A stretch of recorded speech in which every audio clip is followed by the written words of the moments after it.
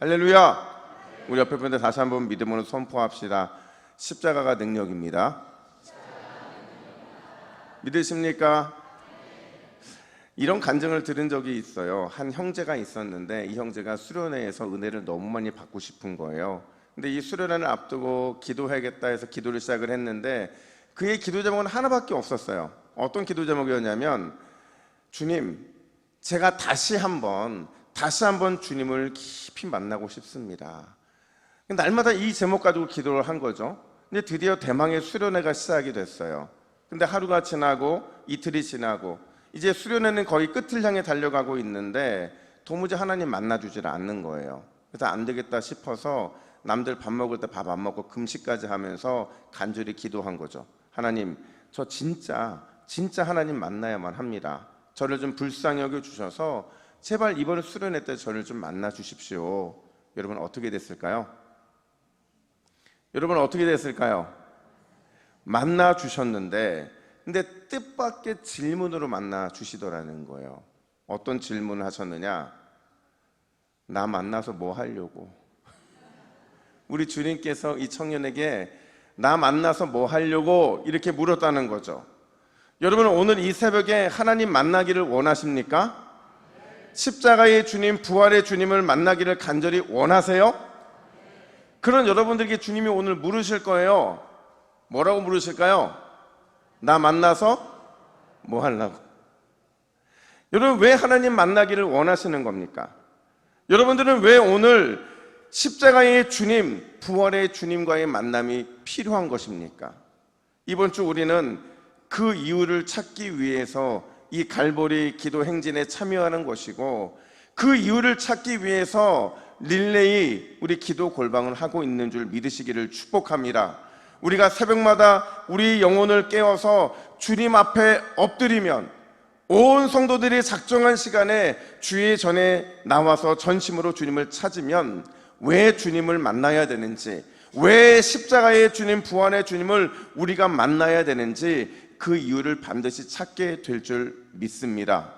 그 이유로 첫 번째 시간에 우리가 어제였죠. 밑에서 본 십자가를 함께 나누었어요. 여러분, 밑에서 본 십자가의 특징이 뭐예요? 십자가 밑은 온통 세상의 소음으로 가득했잖아요. 근데 이 소음이 그냥 소음이 아니라, 그냥 소리가 아니라 사탄의 시험이었죠. 그리고 사탄의 유혹이었죠. 그 유혹과 시험을 대처하는 방법은 두 가지였어요. 첫 번째는 믿음의 침묵이었죠. 믿음의 침묵으로 내가 반드시 승리할 것이라는 그 확신으로 살아갈 때 세상의 소음은 더 이상 소음이 되지 않는 거죠. 두 번째가 뭐였어요? 어디를 바라봐야 돼요? 다시 위를 바라보는 거죠. 십자가를 넘어서 우리를 사랑하시고 우리를 위해 독생자를 아낌없이 주신 구원의 하나님을 바라볼 때 우리는 세상의 소음 앞에 당당하게 살아갈 수 있는 믿음의 성도들이 될 줄로 믿습니다. 여러분, 어떻게 어제 하루 믿음의 침묵으로 다시 위를 바라봄으로 승리하셨습니까? 오늘은 이제 두 번째 이 십자가를 묵상해야 되는데, 어떤 십자가냐? 따라합시다. 위에서 본 십자가. 여러분, 십자가를 위에서 본다라는 것은 누구의 관점으로 십자가를 본다는 거예요? 그렇죠. 하나님의 관점에서, 자기의 독생자를 아낌없이 내어주신 하나님의 관점에서, 그 관점에서 보는 십자가인 거죠. 그렇다면 과연 하나님의 관점에서 본 십자가는 우리에게 뭘 말해주고 있느냐? 첫 번째로 따라합시다. 버리심의 고통. 자, 우리 주일학교만 버리심의 고통. 어른들만 버리심의 고통. 잘 들었죠? 우리 주일학교만 버리심의 고통. 버리심의 고통. 제가 이러면 또 못 참아요. 이거를 유치부만 버리심의 고통. 너희는 유년부지? 유치부는 다 올라갔어요? 유년부만 버리심의 고통. 유년부 애들아, 버리심의 고통. 크게. 자, 초등부 형들 하는 거 봐. 초등부. 자, 버리심의 고통. 땡. 중고등부 버리심의 고통. 얘들아, 변성기를 다시 버리심의 고통. 누가 갑자기 중고등부로 업데이트를 해가지고. 여러분, 하나님의 관점에서 본 십자가는요, 철저하게 버리시고 그 버리심 때문에 느끼는 처절한 고통, 그게 바로 버리심의 고통이라는 거죠. 오늘 본문 마가복음 15장 33절부터 34절에서 우리가 주목해야 될 두 단어가 있는데, 하나는 어둠이라는 단어고 다른 하나는 버리셨다라는 단어예요. 여러분, 이 두 단어를 제대로 이해하려면요, 예수님께서 십자가에 달리셨던 그 6시간을 좀 정리를 해봐야 되는데, 여러분, 예수님이 십자가에 못 박히신 그 오전 9시부터 예수님이 운명하시는 그 오후 3시까지 과연 어떤 일이 있었느냐. 먼저 9시부터 12시까지 이 오전의 시간을 보면 이 3시간 동안 예수님께서는 총 3마디를 하셨는데, 어떤 3마디를 하셨느냐. 저들을 사하여 주옵소서. 네가 나와 함께 낙원에 있으리라. 보라, 내 어머니라. 근데 중요한 건 이 남은 3시간, 오후 3시가 될 때까지 우리 주님은 3시간 동안 침묵하셨다라는 거예요. 그리고는 주님의 그 침묵의 시간 동안에 자연계에서는 아주 놀라운 현상이 하나가 벌어졌는데, 어떤 현상이냐. 우리 33절 말씀을 우리말 성경으로 읽습니다. 시작. 난 12시가 되자 온 땅에 어둠이 뒤덮이더니 오후 3시까지 계속됐습니다. 자, 여러분, 온 세상을 덮은 게 뭐였어요? 어둠이었죠. 근데 이 상황은 너무나도 매우 심각한 상황인 거예요. 왜냐하면 하루 중에서 가장 빛이 강렬할 때가 언제, 몇 시부터 몇 시까지예요? 12시부터 3시까지이기 때문에 그렇죠. 근데 그 시간 동안에 빛이 사라졌대요. 대신에 어둠이 온 세상을 덮었다는 것은 자연계에서는 굉장히 충격적인 사건인 거죠.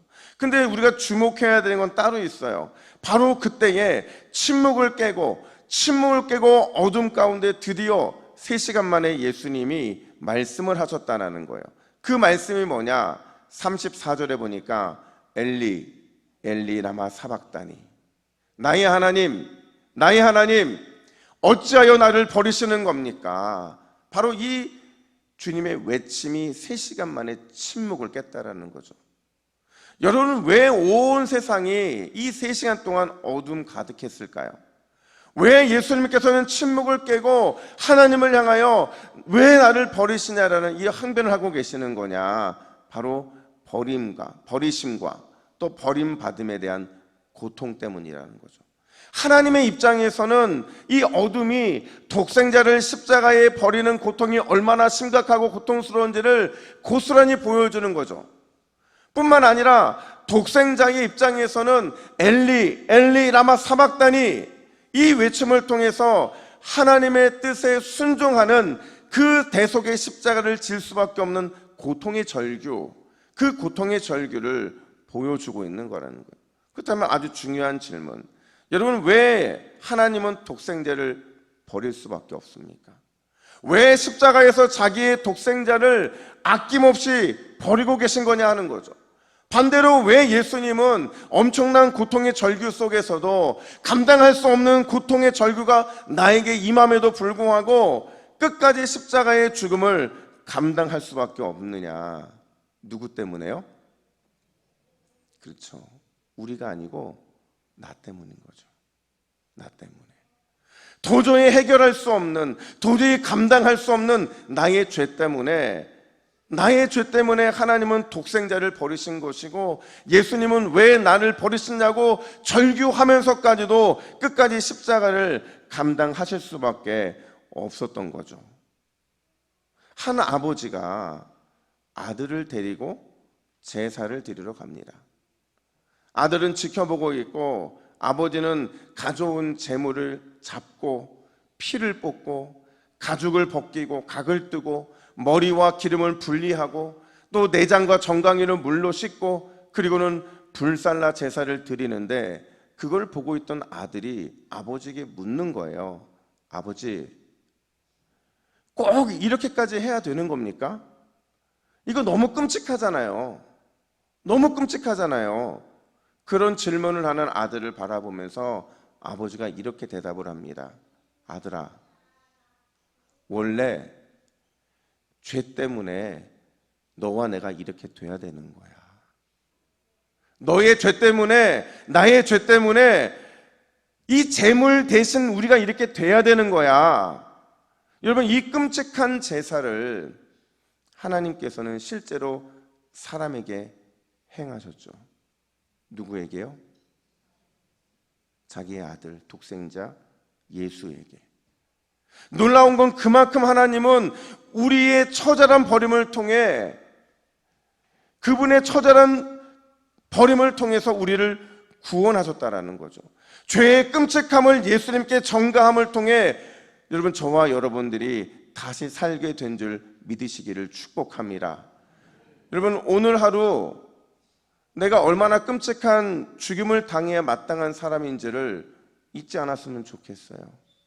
뭘 하든지 뭘 생각하든지 내가 실제로는 죽어야 되고, 피를 뽑아야 되고, 벗김을 당해야 되고, 각을 떠야 되고, 이 모든 과정들 속에서 번제로 올려져야 될 존재임에도 불구하고 예수님이 우리를 대신하셨다는 사실을 잊으면 안 되는 거죠.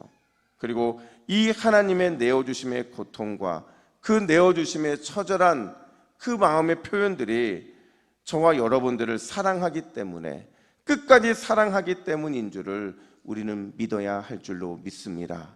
오늘은 여러분, 그 사랑을 절대 잊지 않기를 결단하고, 그 사랑 앞에 조금 더 내어주신 고통이 어떠한지를 묵상하시기를 주님의 이름으로 축복합니다. 뿐만 아니라 두 번째로, 위에서 본 십자가는 따라합시다. 버림받은 예수의 피에 능력이 있다. 자, 우리 미래 세대만, 버림받은 예수의 피에. 얘들아, 오늘 좀 힘 좀 내보자. 야, 미래 세대, 너희들도 미래 세대잖아. 자, 다시. 버림받은 예수의 피에 능력이 있다. 초등부 오늘 몇 명 왔어요? 몇 명? 한번 손 들어보세요. 초등부. 예, 요 친구들만 제가 피자를 쏘겠습니다. 예, 여러분, 아니 고난 주간 말고, 고난 주간 딱 끝나는 부활의 아침에 제가 여러분들에게, 여러분 얼마나 감사해요. 다시 한번, 버림받은 예수의 피에 능력이 있다. 참 신기하죠. 다른 것으로는 이들의 마음을 움직일 수가 없는데 피자가 이들의 마음. 감사합니다. 여러분, 왜 구원자로 오신 예수님 분명히 구원자로 오셨거든요. 근데 구원자로 오신 예수님이 왜 버림을 받아야만 했을까요?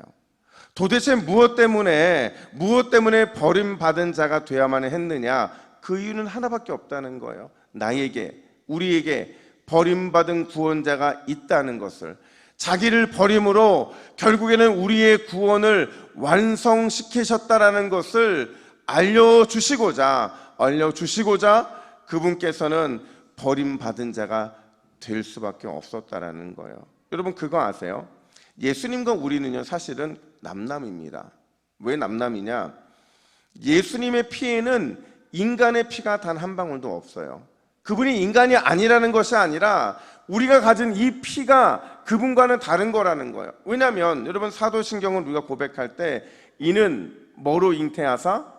성령으로 잉태하사 동정녀 마리에게 나시고, 이렇게 말을 해요. 성령으로 잉태했다는 건 뭐냐면 예수님과 우리가 단 한 방울의 피도 섞이지 않았다는 것을 의미하는 거거든요. 실제로 의학적으로 보면 태아는요, 영양분은 모체로부터 공급을 받는데요. 근데 여러분, 피는 엄마의 피를 받습니까?